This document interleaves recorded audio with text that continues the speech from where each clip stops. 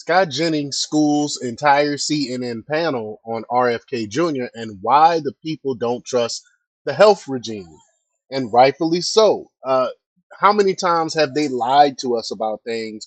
How many times have we been booted from platforms or censored because we say things that the health regime hasn't come to the conclusion yet or told the American people about?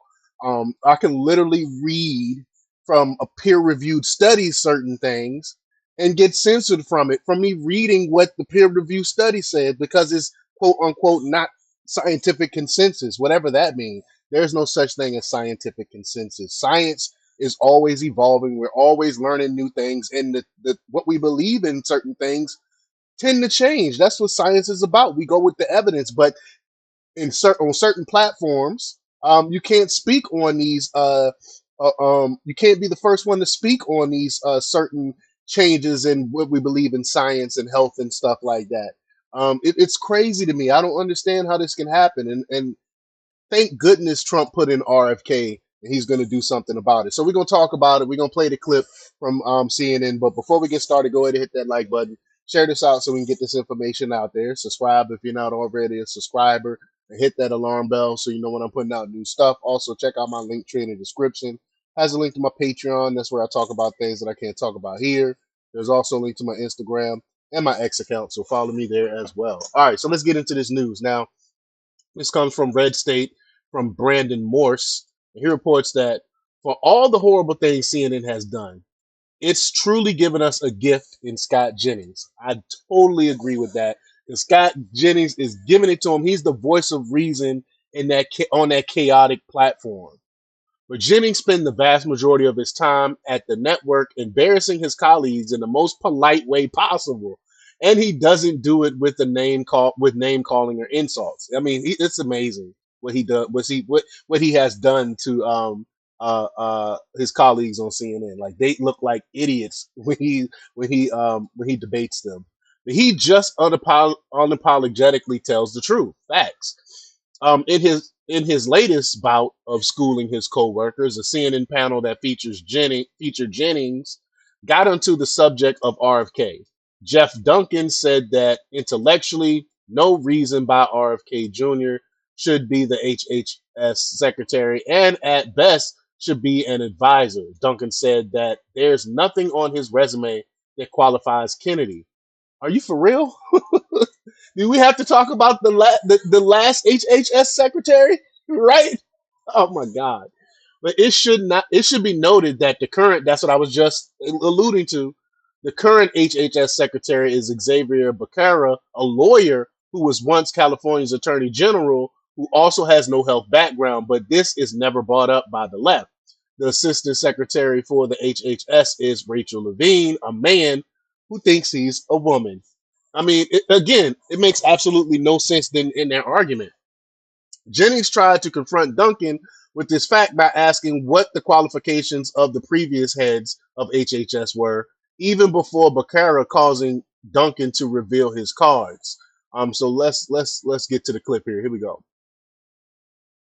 If we're being intellectually honest, there's really no good reason why Bobby Kennedy, RFK Jr., should be HHS secretary.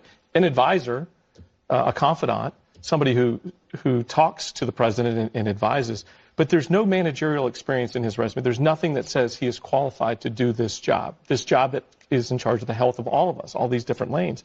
If he has views and has insights around food sources, around vaccines, then those should be given in advisory roles. Why? Well, because... Well, what were the qualifications of the previous ones? Well, I think it's important to always remember that you put yourself... Say that again? What were the management qualifications? I mean, Xavier Becerra... I'm not talking about the previous. I'm looking forward. No, but you're calling into question whether he could actually do this job, and I think it's absolutely. I think America is now, and I think it's important to discuss it because Xavier Becerra was just a lawyer and a politician with no management experience. So does two wrongs make a right? Sylvia Burwell was a Walmart lobbyist. Donna Shalala was a university person. Look, RFK Jr. is a nut.